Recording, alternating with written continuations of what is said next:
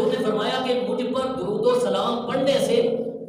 پریشانیاں اور مصیبتیں دور ہوتی ہیں اور درود و سلام پڑھنے والے کے رزق میں برکت دی جاتی ہے۔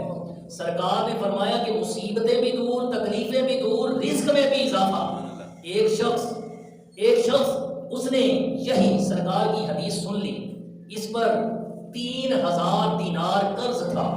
اس نے قرض لیا تھا 3000 سونے کے سکے، لیکن اللہ کو ایسا منظور ہوا کہ قرضہ لینے کے بعد اس کا کاروبار یہ آہستہ آہستہ نیچے سے نیچے جاتا گیا، حتیٰ کہ کاروبار بالکل فلاپ ہو گیا، ٹھپ ہو گیا۔ یہ بندہ یہ مزید فاقوں کی نوبت آن پہنچی۔ اب اس کا جو قرض خواہ تھا، جس سے قرضہ لیا تھا، اس نے بڑا انتظار کیا، اس کا دوست بھی تھا، لیکن دوست بھی کب تک دوست رہتے ہیں، یہ پیسہ چیز ہی ایسی ہے بالآخر یہ رشتے ناطے بھی بلا دیتا ہے، بعض اوقات محبتیں ساری اس پیسے کے لیے ہی نچھاور کر دی جاتی ہیں۔ بہرحال اس شخص نے کیا کیا، قانون کا سہارا لیا، قاضی کی عدالت میں جا پہنچا، اس کے خلاف دعویٰ کر دیا کہ فلاں شخص نے مجھ سے 3000 دینار سونے کے سکے قرضہ لیا ہے، واپس نہیں دے رہا۔ قاضی نے اس شخص کو بلایا، اس نے اپنی حالت بیان کر دی، جناب واقعی مجبور ہوں، اس وقت جب قرضہ لیا تھا حالات ٹھیک تھے اور کاروبار کیا تھا، لیکن آہستہ آہستہ نقصان ہوتے ہوتے اب تو گھر بار بھی بک چکا ہے، فاقوں کی نوبت ہے اور کوشش کے باوجود ادا نہیں کر پا رہا ہوں، نیت ہے ادا کرنے کی لیکن کوئی سبب نہیں بن رہا۔ قاضی نے کہا کہ تمہارے پاس 1 مہینے کی مہلت ہے، 30 دن کی مہلت ہے، 30 دنوں میں اس کا قرضہ واپس کر دو ورنہ تمہارے لیے فیصلہ کر دیا جائے گا، سزا سنا دی جائے گی۔ اب یہ شخص گھر کو واپس گیا، دل میں پریشان ہے، سوچ رہا ہے کہ کہاں سے انتظام ہوگا، بالآخر سزا ہی بھگتنا پڑے گی، پتہ نہیں قاضی صاحب کیا فیصلہ کریں گے۔ اتنے میں حضور کی یہ حدیث ذہن میں آ گئی۔ سرکار نے فرمایا ہے جب مصیبت آئے، تکلیف آئے تو مجھ پر درود پڑھ لو، وہ مصیبت تکلیف دور کر دی جائے گی، رزق میں برکت دی جائے گی۔ اس شخص نے کیا کیا کہ اس نے مسجد کا ایک کونا سنبھال لیا،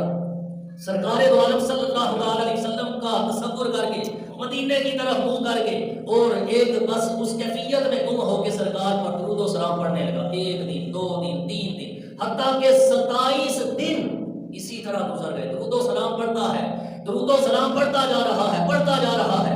اسی طرح 27 دن گزر گئے، لیکن ابھی تک کوئی امید کی کرن یہ نظر نہیں آئی۔ جب 27 دن گزر گئے، 28واں دن تھا، اس کی آنکھ لگی تو غیب سے ایک آواز اس کے کانوں میں پڑی، کوئی کہنے والا کہہ رہا ہے کہ پریشان ہونے کی ضرورت نہیں ہے، درود و سلام کی برکت سے تیرا کام کر دیا جائے گا، پریشان نہ ہو۔ ایسا کرنا کہ علی بن عیسیٰ اس وقت کا وہاں کا جو وزیر تھا، علی بن عیسیٰ وزیر کے پاس چلے جانا، تمہارا کام ہو جائے گا۔ جب آنکھ کھلی دل کے اندر بڑا سکون تھا کہ میرا کام ہو جائے گا، لیکن پھر دماغ میں یہ بات آئی کہ اگر وزیر صاحب نے پوچھ لیا کہ تیرے پاس کیا دلیل ہے کہ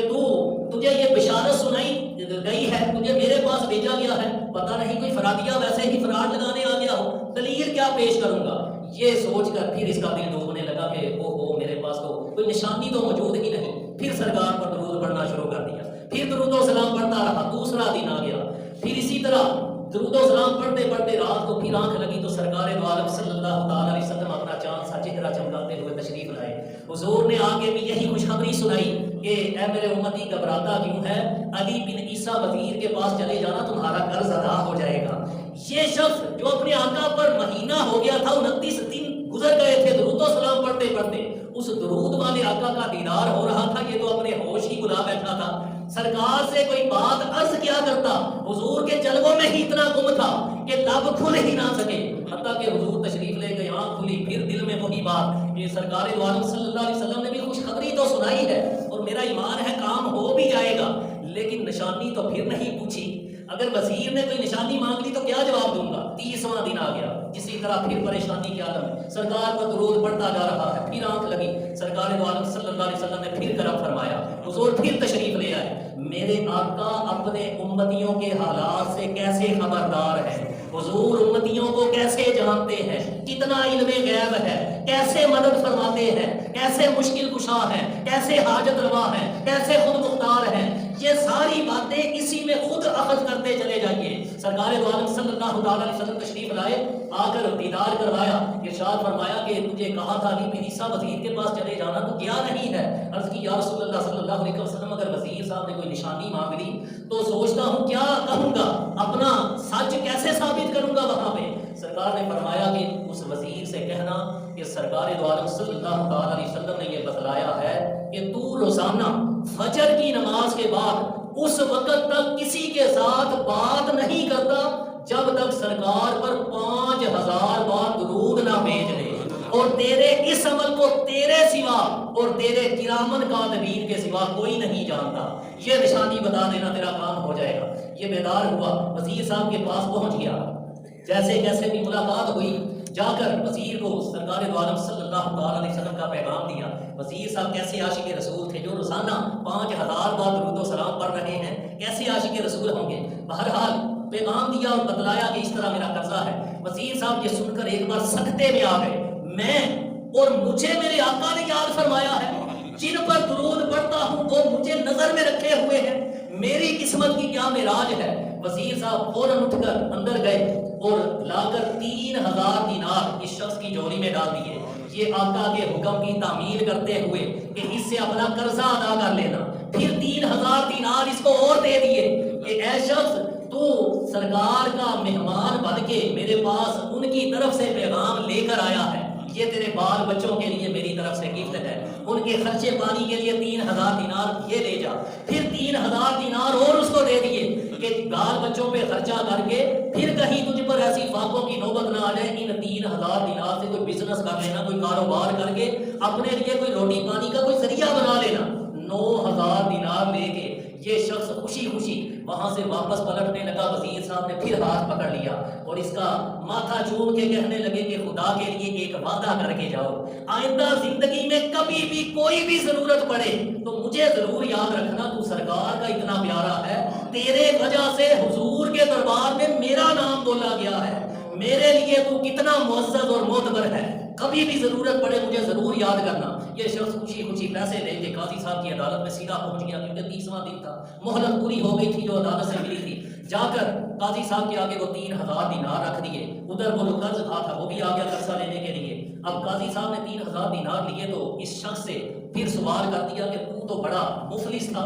تیرے پاس تو پھوٹی کوڑی نہیں تھی، یہ 3000 سونے کے سکے 30 دنوں میں تیرے پاس کہاں سے آ گئے؟ کیونکہ قانون ظاہری بات ہے، قانون ہوتا ہے تو یہ بھی دیکھنا ضروری ہے کسی غلط کام سے تو نہیں لے آیا۔ قاضی صاحب نے جب یہ سوال کیا، اس شخص نے سارا واقعہ بیان کر دیا۔ قاضی صاحب بھی بڑے عاشق رسول تھے، اس کو کہا کہ اچھا تیرا فیصلہ ابھی کرتا ہوں، آگے تھوڑی دیر انتظار کرو۔ قاضی صاحب فوراً اٹھ کر گھر گئے، 3000 دینار لے کر آئے اور آ کر اس شخص سے کہنے لگے کہ جس شخص کا قرضہ سرکار دو عالم صلی اللہ تعالی علیہ وسلم ادا کرنے کا حکم فرما رہے ہوں تو سارا ثواب وزیر ہی کیوں لے جائے، میں کیوں پیچھے رہوں، تیرا قرضہ میں اپنی طرف سے ادا کروں گا۔ یہ 3000 دینار قاضی صاحب نے اس قرضہ لینے والے کو دیے۔ اس شخص نے جب یہ منظر دیکھا، ساری بات سنی تو یہ بھی بول اٹھا، یہ کہنے لگا کہ سارا ثواب وزیر اور قاضی ہی کیوں لے جائے، میں کیوں پیچھے رہ جاؤں، میں نے اپنا قرضہ ہی معاف کیا۔ اب یہ جو تھا 9000 دینار جو لے کر آیا تھا، یہ جو 3000 دینار اس نے قاضی صاحب کو واپس دیے کہ آپ اپنا واپس رکھ لیں، اس نے ویسے ہی معاف کر دیا ہے۔ قاضی صاحب نے کہا کہ جو پیسے سرکار کے نام پر ایک بار نکال لیے تھے وہ واپس کرنے کے لیے نہیں ہے، میری طرف سے یہ گفٹ بھی لے جاؤ۔ یہ شخص جو جانے سے پہلے 3000 دینار کا قرضائی تھا، 9000 دینار لے کے خوشی خوشی اپنے گھر واپس پلٹ آیا۔ درود و سلام کی کیسی کیسی برکتیں ہیں، درود پاک پڑھنے والے کو کیا کیا ملتا ہے۔